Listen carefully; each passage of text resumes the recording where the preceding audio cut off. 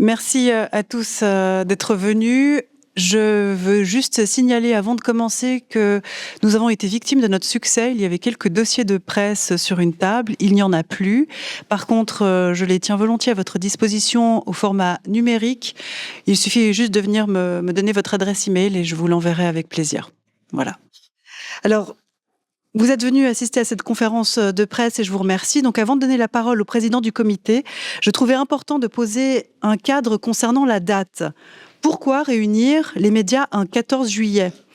Le choix du 14 juillet pour annoncer la constitution d'un comité en faveur de la neutralité suisse peut étonner, je le comprends. Cette date associée dans l'imaginaire collectif à l'histoire française traverse aussi l'histoire suisse par plusieurs épisodes qui éclairent, chacun à leur manière, la fragilité, la valeur et l'actualité de notre neutralité. Le 14 juillet 1823, la Diète fédérale adopte le Conclusium sur la presse et les étrangers. Quelques mois plus tôt, le chancelier autrichien Metternich avait menacé de ne plus reconnaître la neutralité de la Confédération si celle-ci ne répondait pas aux exigences de la Sainte Alliance. La neutralité suisse apparaissait alors déjà pour ce qu'elle est, lorsqu'elle dérange, non pas un acquis définitivement protégé, mais un principe soumis aux pressions des puissances étrangères.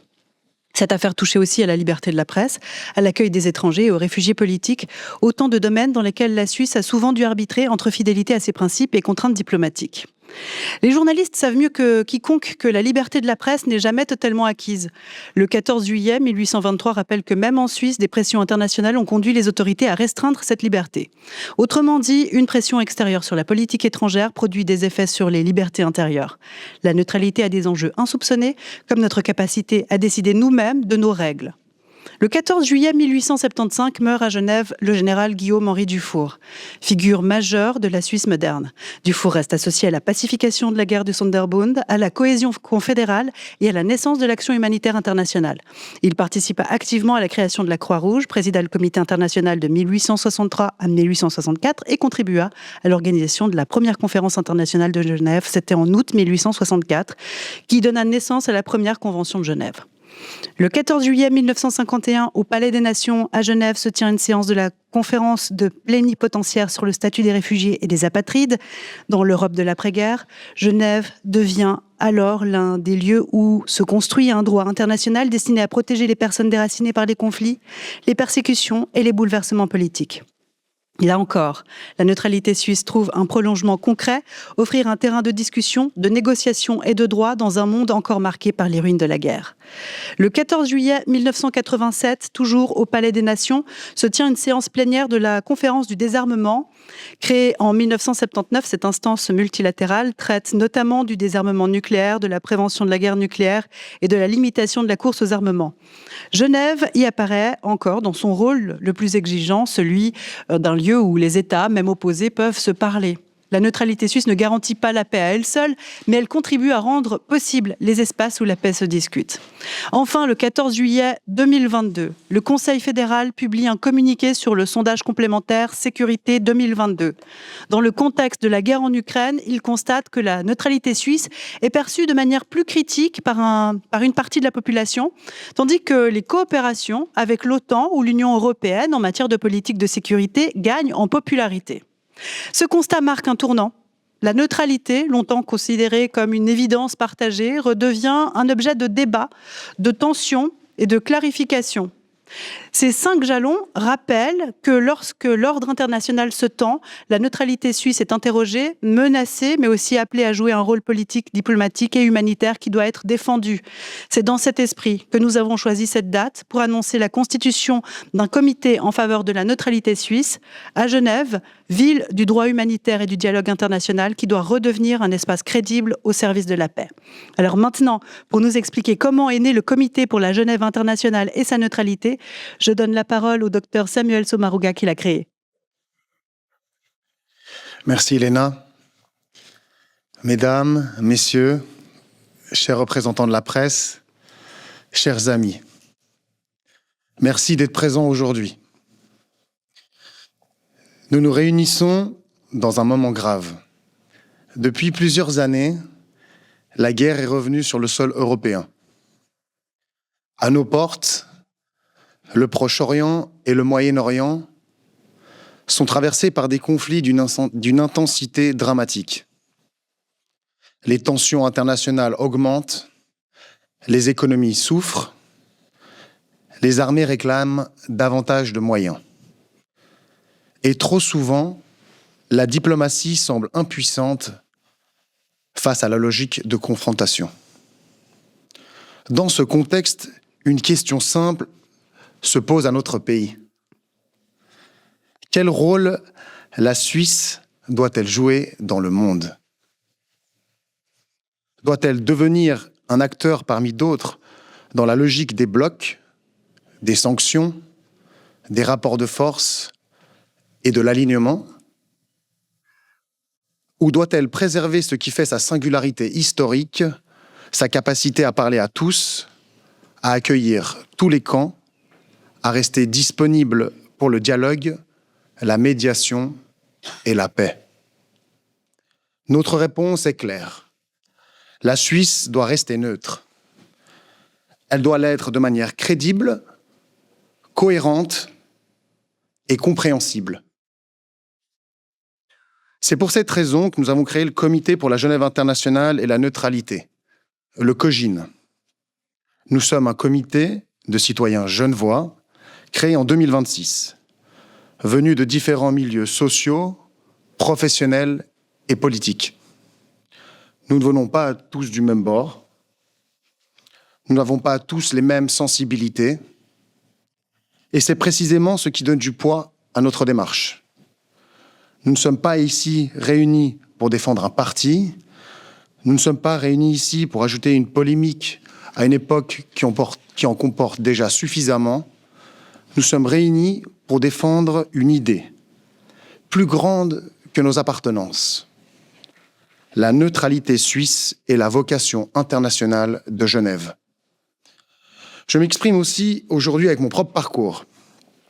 Comme médecin, je sais que lorsque les tensions montent, lorsque les blessures s'accumulent, il faut parfois être capable de rester au chevet de tous. Un médecin ne soigne pas seulement ceux avec qui il est d'accord. Il soigne parce qu'il reconnaît une humanité commune au-delà des camps, des opinions et des fractures. Cette exigence-là, je crois qu'elle dit quelque chose de profond sur la neutralité suisse. Comme entrepreneur, je sais aussi que la confiance est une ressource rare. Elle se construit lentement, par la cohérence, par la parole tenue et la capacité à rester fiable dans les difficultés. Une réputation se bâtit sur une décennie ou sur des décennies, mais elle peut se perdre très vite. Il en va de même pour un pays. La neutralité suisse n'est pas un slogan, c'est un capital de confiance accumulé à travers le temps.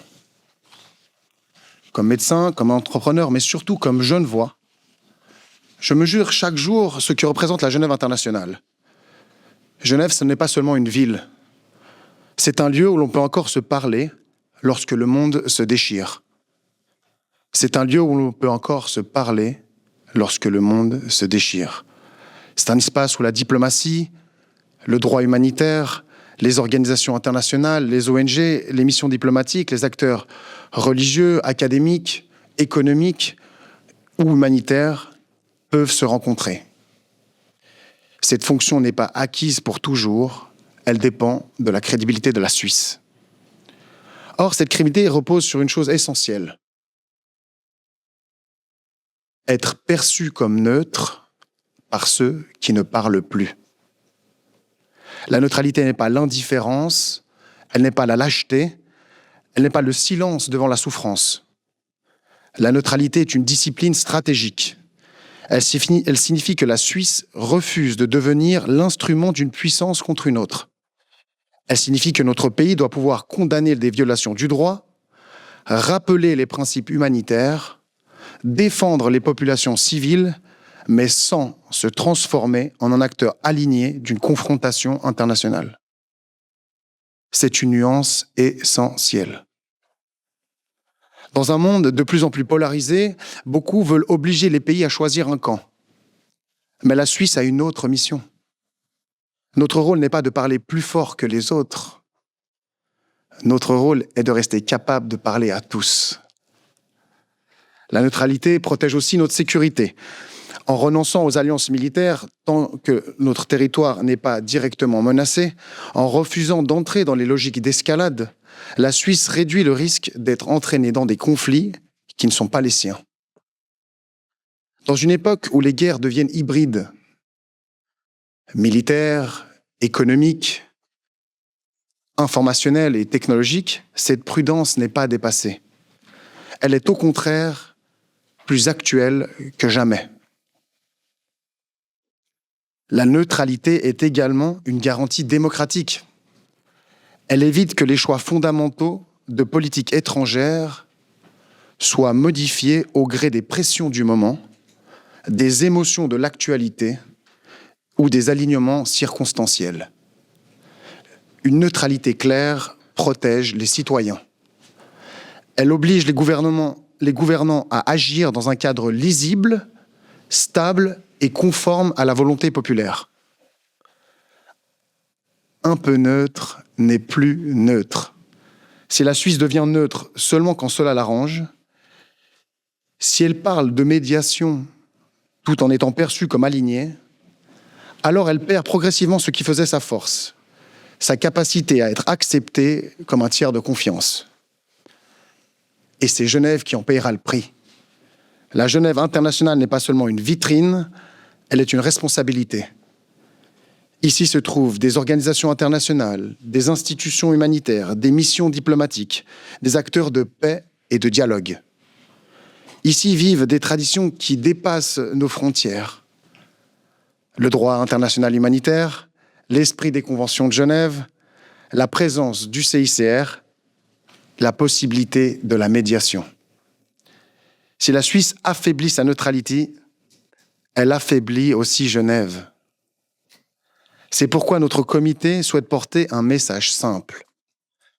Protéger la neutralité suisse, c'est protéger Genève.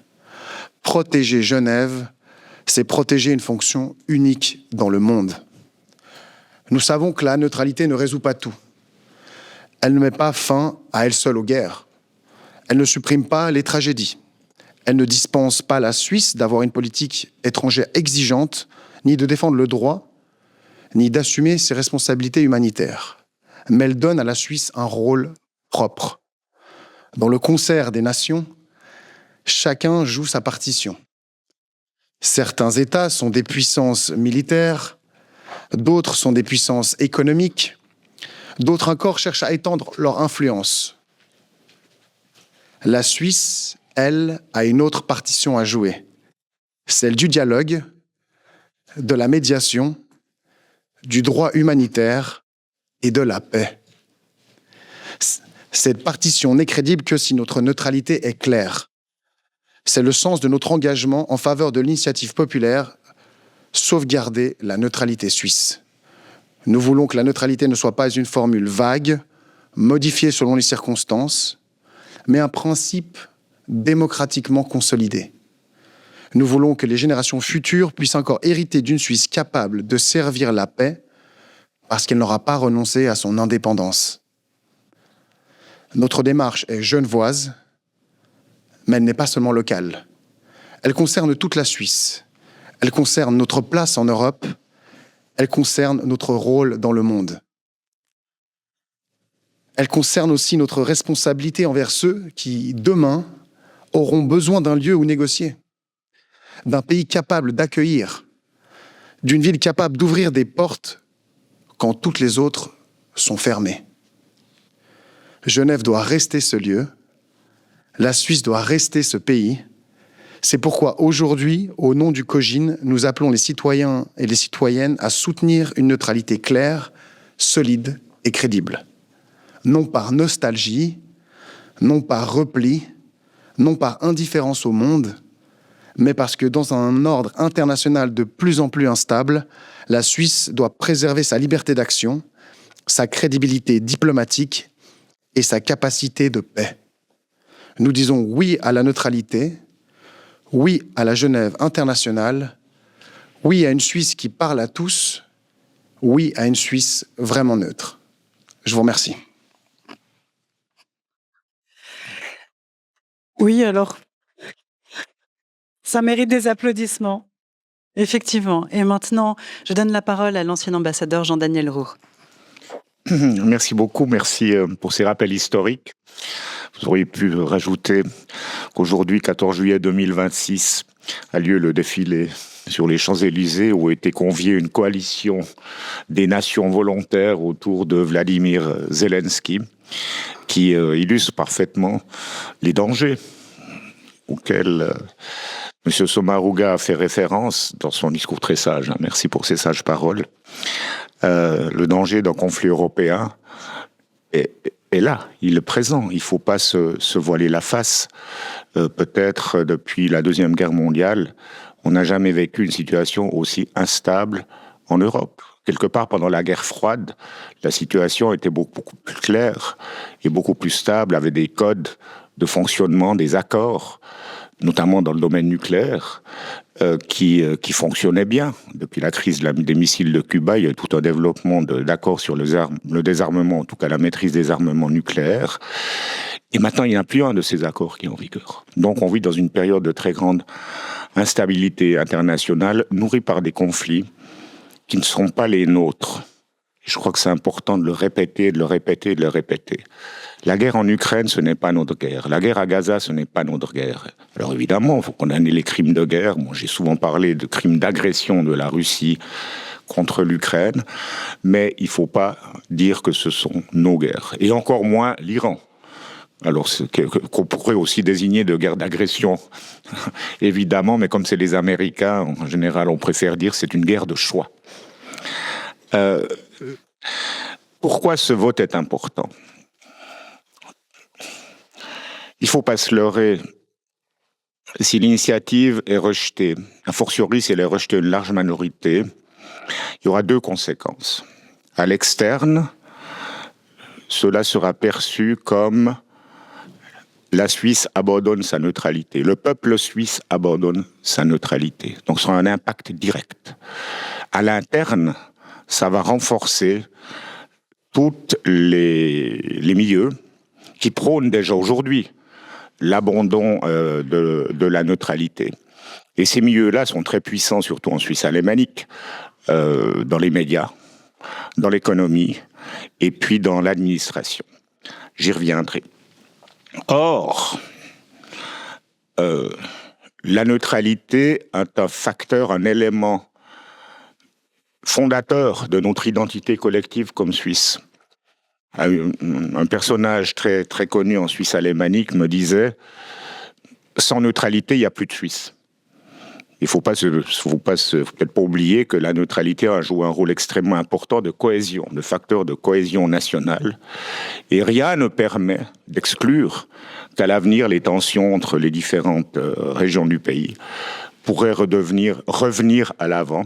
Et sans ce facteur important de cohésion, c'est la Suisse même, l'existence même de la Suisse qui pourrait être en danger. Je ne veux pas avoir l'air trop dramatique, mais je pense qu'il y a vraiment une dramaturgie dans cette affaire qu'on perçoit rarement. On a tendance à agir tous comme des somnambules, comme le livre de Christopher Clark qui décrit cette espèce d'avancée aveugle vers la Première Guerre mondiale. Et parfois, j'ai l'impression qu'on est dans une période un petit peu comme ça. On ne se rend pas compte des vrais enjeux et des vrais risques. Mais un élément supplémentaire, c'est que la neutralité est au cœur de notre rayonnement international, de notre soft power. Moi, je l'ai vécu comme ambassadeur en Israël, comme ambassadeur en Turquie, comme ambassadeur en Serbie, comme conseiller de Carla Del Ponte au bureau du procureur du tribunal pénal international. Parce qu'on est suisse, on nous écoute différemment. Parce qu'on est suisse, parce qu'on est neutre, on nous écoute différemment. Et encore une fois, si le vote est négatif, c'est une partie importante de notre rayonnement international qui cessera tout simplement d'exister. Or, je crois que M. Sommaruga l'a rappelé, le monde, la Suisse a besoin de la neutralité pour continuer à exister, mais le monde a besoin de pays qui, comme la Suisse, réussissent à rester en dehors des guerres et au-dessus de la mêlée. C'est un peu le message de Nicolas de Flue. Hein. Peut-être que ça fait un peu pas fromage de revenir sur ce personnage de notre histoire, mais quelque part, ce message, il reste toujours extrêmement crédible. Mon deuxième point, c'est que oui, la neutralité est en danger sur le front interne. Sur le front interne, donc en Suisse même. J'ai parlé des élites qui ne rêvent que d'une chose, c'est de se rapprocher de l'OTAN. Alors, vous voulez avoir une illustration de cela, je vous conseille, une lecture intéressante, de lire les rapports du DDPS. Il y en a eu 3 au cours des 12 derniers mois. Le rapport sur l'état de la menace du service de renseignement de la Confédération de juillet 2025, le rapport sur la politique de sécurité 2026 qui est sorti en décembre, et puis maintenant, il y a 10 jours, le 25 juin, je crois, est sorti le rapport du service de renseignement de la Confédération sur l'état de la menace 2026. Ces rapports dénotent, je ne sais pas si vous parlez de biais cognitifs ou d'abdication mentale. Mais ce qu'on observe dans ces rapports dénotent une perception du monde. Et cette perception du monde est uniformément identique avec la perception du monde qui pourrait avoir été développée à Washington ou à Bruxelles. Bruxelles-OTAN. Encore plus que Bruxelles, Union européenne. Les dangers principaux pour la Suisse sont la menace russe, les Chinois et les Iraniens. Alors, on représente les intérêts américains en Iran. Je ne suis pas sûr qu'on ait envie de se faire des ennemis des Iraniens. On est un des seuls pays, où on a été pendant longtemps, un des seuls pays en Europe, voire dans le monde, à faire du bénéfice dans nos relations commerciales avec la Chine. Je ne vois pas pourquoi on doit désigner la Chine comme ennemi. On nous dit nous espionne. Qui ne nous espionne pas? Je suis bien placé pour pouvoir parler des opérations d'influence menées par des pays occidentaux ou alliés aux occidentaux à Berne, c'est ce genre d'opérations qui mènent à des achats comme ceux des drones israéliens qui ne fonctionnent pas et qui nous coûtent 300 millions, ou bien ceux des F-35, mon compatriote, conseiller national, ex-conseiller national Pierre-Alain Fridé a très bien expliqué la mécanique tronquée qui a abouti à l'achat du F-35. Or, ces milieux-là sont très actifs à Berne. Ils ont un impact aussi sur la manière de notre gouvernement de percevoir le monde. Et du point de vue mental, on est déjà aligné sur l'OTAN. Vous savez, j'ai participé en 1990 à la rédaction du premier rapport sur la politique de sécurité après la fin de la guerre froide. Et à l'époque, on avait encore quelques personnalités dans notre armée, notamment un divisionnaire qui a laissé beaucoup une trace très profonde, une empreinte dans la pensée stratégique suisse qui s'appelait Gustav Deniker. Et le maître mot de Gustav Deniker de ce rapport, c'était l'idée de Selbstbehauptung. Alors Selbstbehauptung, ça veut dire affirmation de soi. Affirmation de soi, ça veut dire on ne veut pas devenir le Luxembourg des Alpes, on veut garder nos qualités, nos forces et notre rôle et notre rayonnement. Et je pense qu'il faut retrouver ces valeurs-là qui sont en train d'être abandonnées pour les raisons que j'ai dites tout à l'heure, parce que c'est important pour la Suisse en tant que Suisse, mais c'est important aussi pour le monde. Troisièmement, la neutralité suisse est aussi sous danger, menacée par des pressions extérieures. Il y a eu cet épisode assez rocambolesque dans le fond, où le jeudi ou le vendredi, on entend le Conseil fédéral qui nous dit « on ne va pas reprendre les sanctions, on va prendre des mesures pour éviter le contournement de sanctions, comme on le fait depuis 2014 ». Et puis, il n'y a jamais eu de critique, le système a très bien fonctionné. Bon, alors, ok. Et puis, le mardi ou le lundi d'après, le Conseil fédéral convoque une nouvelle conférence de presse où ce pauvre Ueli Maurer, ministre des Finances, UDC, anti-européen convaincu, annonce un texte où il dit « alors on va reprendre telle sanction parce que l'Union européenne l'a décidé. Alors on va reprendre telle sanction parce que l'Union européenne l'a décidé. » Donc il y a eu un changement fondamental de stratégie pendant ce week-end-là et personne ne nous a jamais expliqué pourquoi. La version officielle, ça a été en raison des violations graves du droit international. Bon, les violations graves du droit international, c'est déjà là le jeudi avant. Et puis les violations graves du droit international, elles sont là à Gaza, elles sont là en Iran, Et je n'ai pas entendu dire que la Suisse voulait prendre des sanctions en raison des violations graves du droit international. Donc, ce n'est pas une explication convaincante ni crédible.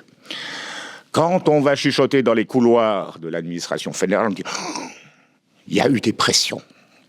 Et les pressions, c'était, nous dit-on, c'était vous êtes une démocratie, vous devez marquer votre solidarité avec des autres démocraties. Moi, je pense que c'est plus dans l'intérêt des démocraties européennes que justement d'avoir quelqu'un qui peut essayer de les sortir du guêpier dans lequel ils sont mis en ayant une crédibilité vis-à-vis de toutes les parties à un conflit. Si on avait dans notre Constitution un dispositif, comme il est proposé dans cette initiative, qui interdit la reprise de sanctions économiques, à moins qu'elles soient décidées par le Conseil de sécurité des Nations Unies, qui finalement est la seule autorité exécutive mondiale capable d'émettre des décisions contraignantes juridiquement. Les résolutions du Conseil de sécurité sont juridiquement contraignantes, contrairement pour nous, contrairement aux décisions de l'Union européenne, des Américains ou même aux résolutions de l'Assemblée générale. Donc si on avait un dispositif comme ça contre nous dans notre Constitution et que nos amis venaient nous dire au nom de la démocratie, tu dois prendre des sanctions, notre Conseil fédéral pourrait répondre au nom de la démocratie, je ne peux pas violer ma Constitution. Donc ça renforcerait la colonne vertébrale et ça permettrait de protéger le Conseil fédéral contre des pressions extérieures. C'est aussi pour ça qu'un vote positif me semble extrêmement important. Après, il ne faut pas se leurrer.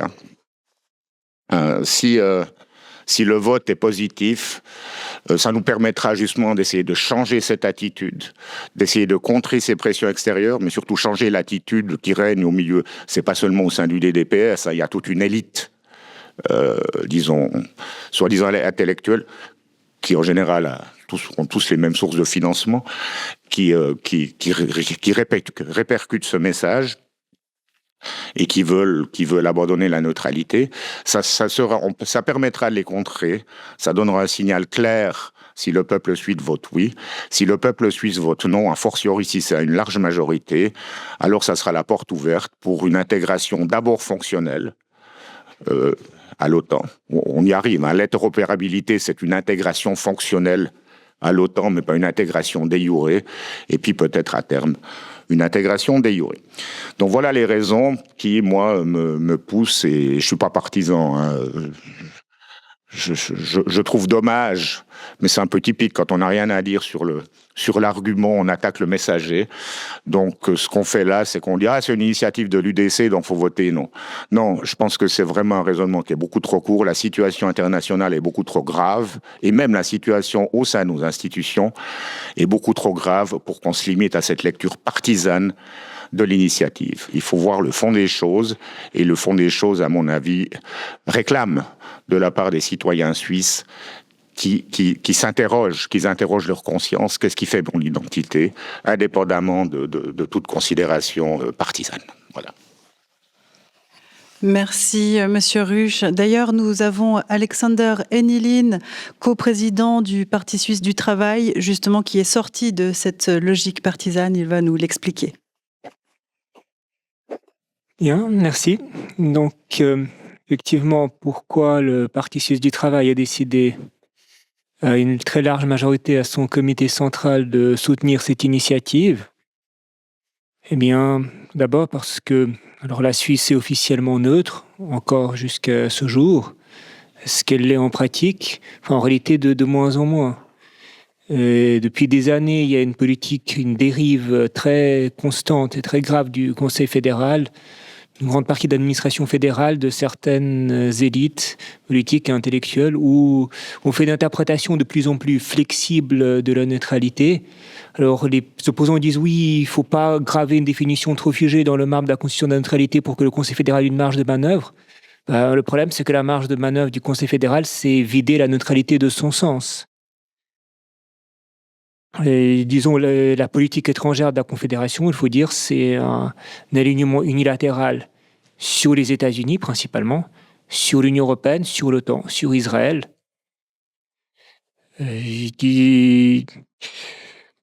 disons alors, effectivement, on a repris ces sanctions unilatérales de l'Union européenne contre la Fédération de Russie du jour au lendemain.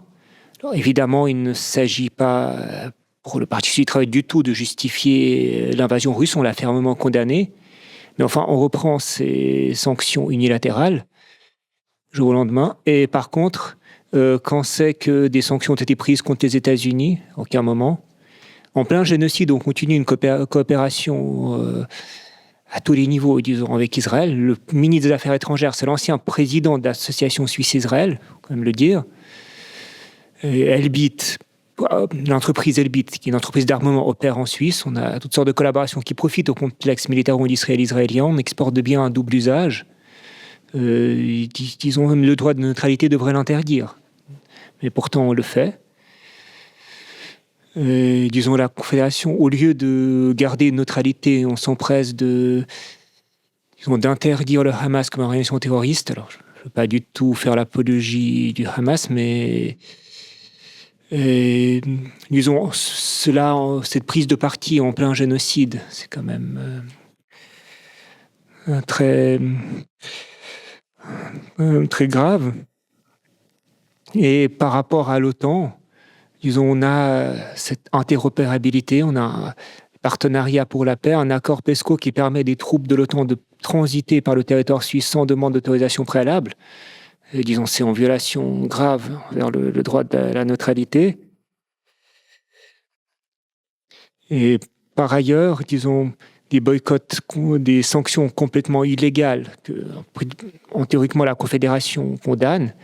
Le blocus des États-Unis contre Cuba, qui là devient quasiment génocidaire, on laisse les entreprises suisses l'appliquer au nom de leur liberté économique. Donc, où est encore la neutralité dans ça? Et effectivement, avec le temps, il y a de plus en plus de ballons. La coopération est poussée tellement près qu'il y a en fait même des ballons d'essai d'une adhésion de jure à l'OTAN.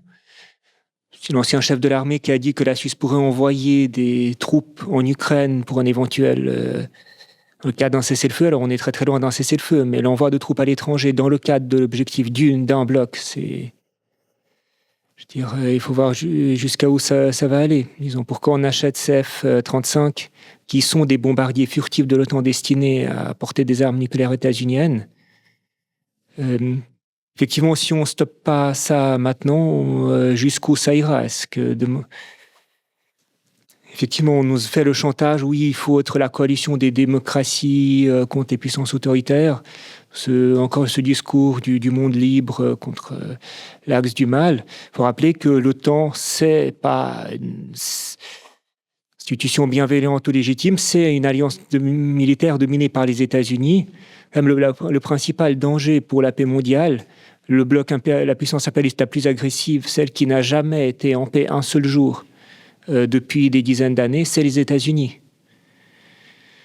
L'OTAN, aujourd'hui, c'est un instrument de militarisation à outrance. Disons, le chiffre de 5% du PIB pour des armements, il faut voir à quel point ce chiffre est délirant. C'est un chiffre de puissance en guerre, ruineux. Donc, c'est la poussée vers la Troisième Guerre mondiale. Et il faut absolument stopper cet alignement.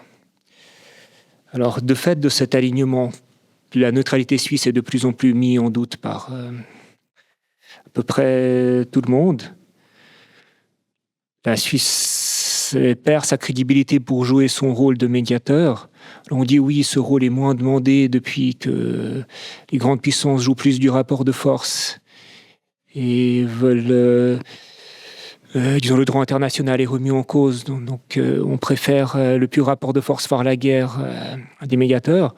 On voit qu'il en faut quand même. Mais du coup, les médiateurs, c'est qui? C'est la Turquie d'Erdogan, c'est le Qatar, c'est les Émirats arabes unis.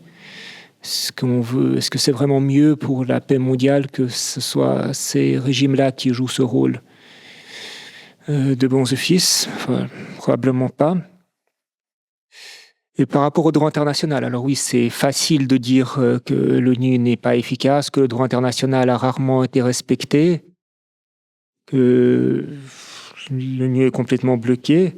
Mais enfin, ce droit international, c'était un compromis passé après les horreurs de la Deuxième Guerre mondiale. C'était peut-être la tentative la plus ambitieuse que l'humanité ait faite pour essayer de construire un ordre plus juste et plus équitable.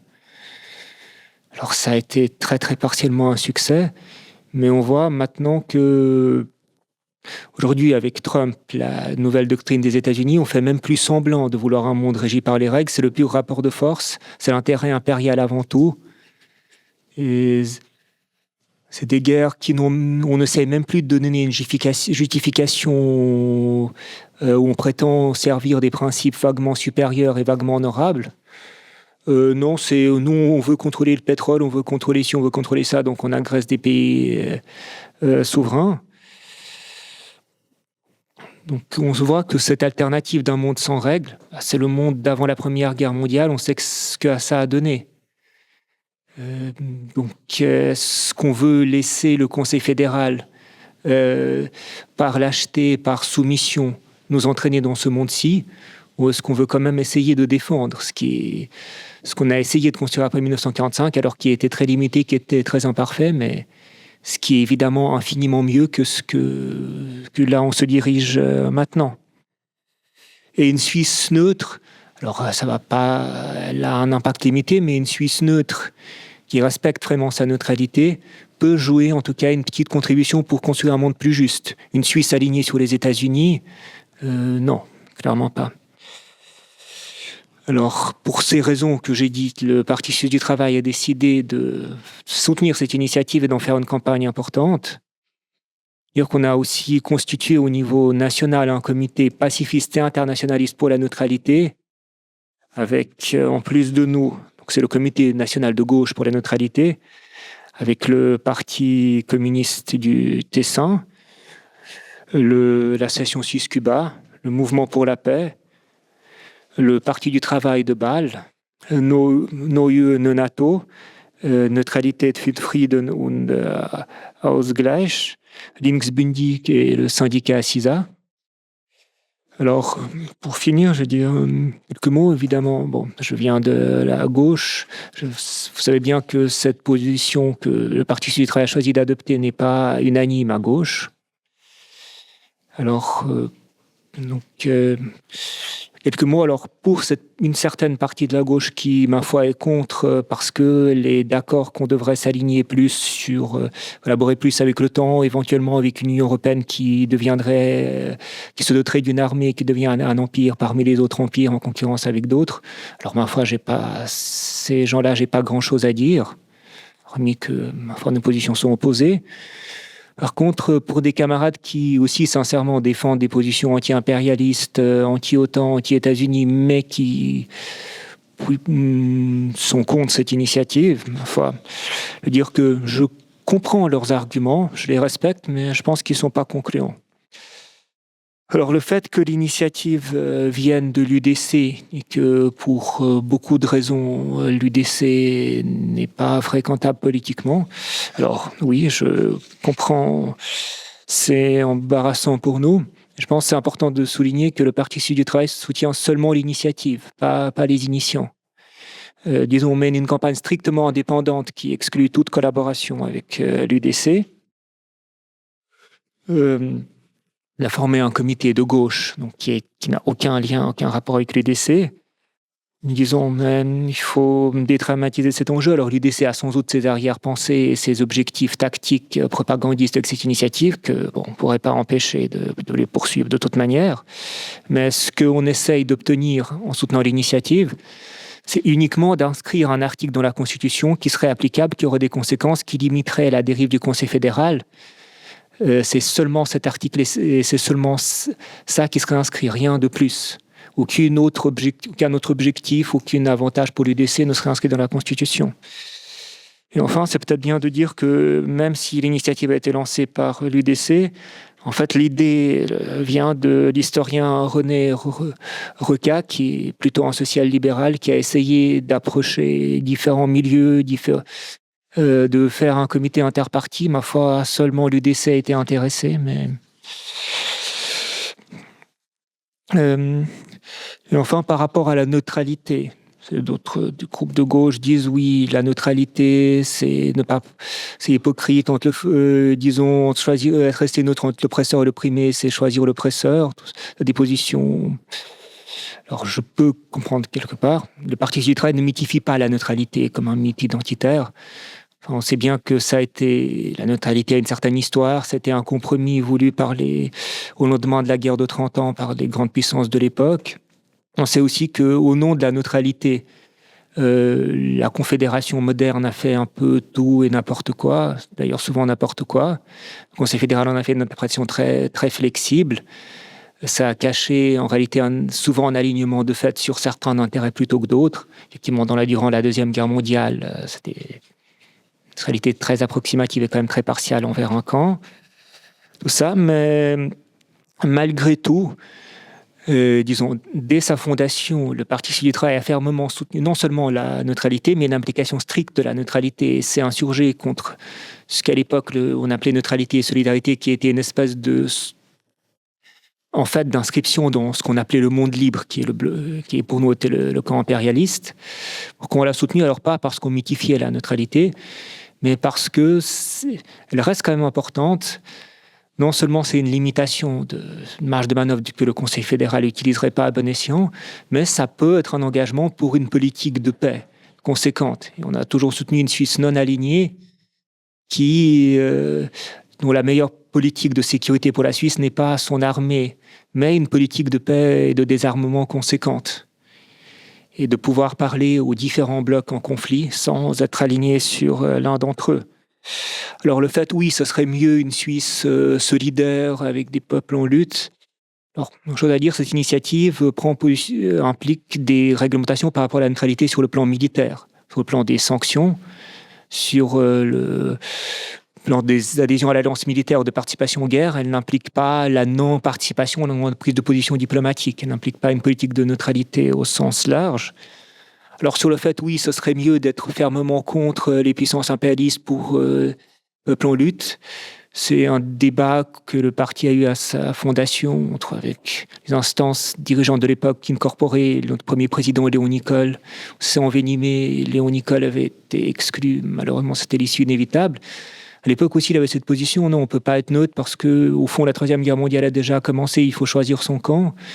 Alors, le fait est, choisir son camp, il y avait deux options, le bloc de Varsovie ou l'OTAN. Et enfin, tout le monde sait que la Suisse aurait choisi l'OTAN si la neutralité avait rompu.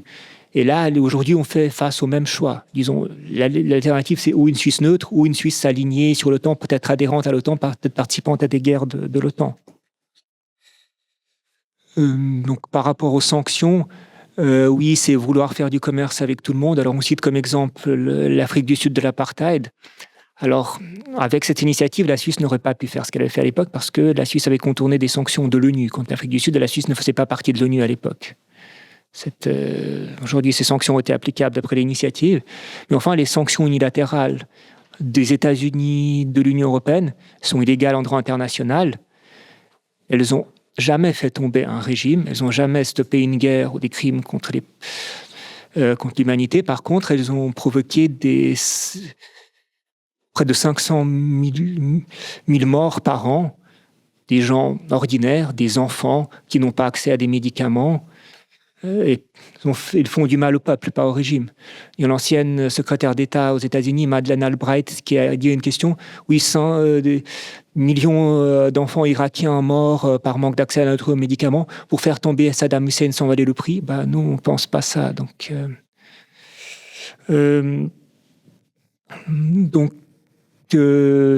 malgré tout, sans doute, ce n'est pas idéal, mais on ne vit pas dans un monde idéal. Mais le fait, l'adoption de cette initiative et un respect strict de la neutralité stopperait la dérive actuelle de la Confédération et peut être une contribution de la Suisse pour la paix et un monde plus juste. Je me permets juste une petite correction, ce n'est pas une initiative UDC, mais c'est une initiative de pro-Suisse qui a été initiée par certains membres de l'UDC. Donc juste que ce soit clair aussi, pour nos amis des médias, c'est important. Alors, au début de cette conférence de presse, j'ai rappelé quelques éléments historiques. Permettez-moi d'en développer un autre. La neutralité n'est pas uniquement utile à l'égard de l'extérieur, comme mes préopinants l'ont souligné, mais également pour l'intérieur, pour notre cohésion nationale. Nous remarquons depuis quelques années que les débats sont de plus en plus polarisés, que nos concitoyens s'écharpent sur des questions de politique internationale. Or, il est important de permettre à notre gouvernement aujourd'hui, comme par le passé, de préserver notre unité en garantissant une neutralité officielle qui permet à chacun d'exprimer son avis, parce qu'on a le droit, mais sans que cela n'engage l'avenir du pays. En ce moment, la Coupe du Monde mobilise les passions, et c'est très bien, on choisit un maillot, on soutient une équipe. C'est exactement à ça que sert le sport. Regardez les balcons genevois, on y voit flotter les couleurs de l'Espagne, du Portugal, ou encore de l'Algérie, souvent aux côtés du drapeau suisse. La Suisse est comme ça, elle est multiculturelle depuis toujours, et c'est une richesse. Mais la géopolitique, ce n'est pas du football. Les Grecs l'avaient compris dès le IXe siècle avant notre ère, en instituant la trêve olympique, précisément pour cantonner les rivalités sur le terrain de sport, suspendre les conflits réels le temps des Jeux. Le sport fait office d'ersatz du conflit, sublime l'affrontement sans victime ni dommage. Choisir un camp dans un conflit armé n'a pas du tout les mêmes conséquences.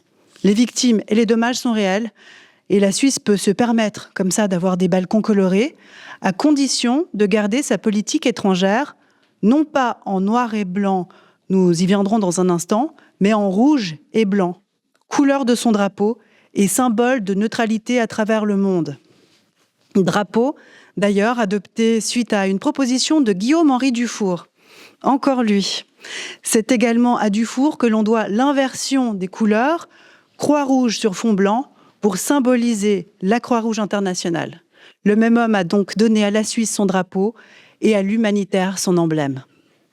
Malgré ces quelques éléments historiques, je ne suis pas historienne ni diplomate, je suis journaliste et je vois certains de mes confrères entrer en campagne pour le non avant que la partie n'ait commencé. Alors j'essaye de comprendre. Qu'est-ce que notre neutralité a de si insupportable pour qu'on tire à boulet rouge sur cette initiative ? Puis-je agiter mon drapeau blanc pour signaler qu'elle est déjà blessée ? Les conventions de Genève, signées ici dans cette ville, posent un principe simple. On n'abat pas un homme hors de combat. Notre neutralité saigne. On a mis des coups de canif dans son intégrité. Et on continue, coup après coup, de lui demander de choisir son camp. L'Union européenne regarde ça d'un bon œil. On reprend ses sanctions, on s'aligne. C'est exactement la soumission attendue des irréductibles Helvètes. Soit. Mais nous sommes-nous demandé ce qui est perçu un peu plus loin, hors de nos frontières? Est-ce que l'Afrique considère toujours que la Suisse est neutre? Est-ce que le Moyen-Orient aurait encore assez confiance en nos bons offices pour nous confier ces négociations de paix? La Russie, non, mais on s'en préoccupe peu. C'est le grand méchant du film. Et on ne l'a même pas invité au Bürgenstock en juin 2024 pour discuter de son propre conflit. Nous avons pris l'habitude de placer les belligérants comme des pièces sur un échiquier en noir et blanc. Les bons d'un côté, les méchants de l'autre. Une logique binaire rassurante, mais un peu enfantine, franchement. La géopolitique est infiniment plus complexe. Nous n'avons peut-être pas toujours la disponibilité mentale de décortiquer des décennies d'histoire pour comprendre les dynamiques qui mènent à un conflit. Mais nous avons en tout cas passé l'âge des explications simplistes. Et la médiation, par définition, n'est pas réservée aux gentils. La Suisse a l'occasion d'ancrer sa neutralité, de la raviver aux yeux du monde, et ainsi d'être à nouveau le lieu où se signent les prochains traités de paix. Revenir dans ce rôle noble dont elle n'a pas à rougir. Genève, ville de l'ONU, du CICR, de l'humanitaire international, a une place irremplaçable dans le monde. La seule condition à cette place, c'est sa neutralité. Voulons-nous vraiment la perdre ? Et c'est ainsi que nous achevons cette conférence de presse. Je vais encore vous dire que nous avons des stylos qui vous attendent à la sortie sur cette table pour que nos prochains accords de paix ou pour que les prochains accords de paix puissent encore se signer à Genève, oui à la neutralité. Voilà, servez-vous, il y en a plein. Et pour ceux qui regarderont cette conférence de presse par la suite sur YouTube, sachez que nous allons les distribuer un peu partout dans Genève. Il y aura pas mal d'actions qui vont être menées et vous pourrez les retrouver sur notre site internet www.cogine.ch qui vous permettra d'être renseigné sur l'actualité de notre comité, sur les soirées que nous allons organiser, des débats, des soirées plus festives. Il y aura beaucoup de choses à suivre. Et encore bravo à notre président, Dr Samuel Sommaruga, pour l'initiative de lancer un tel comité à Genève.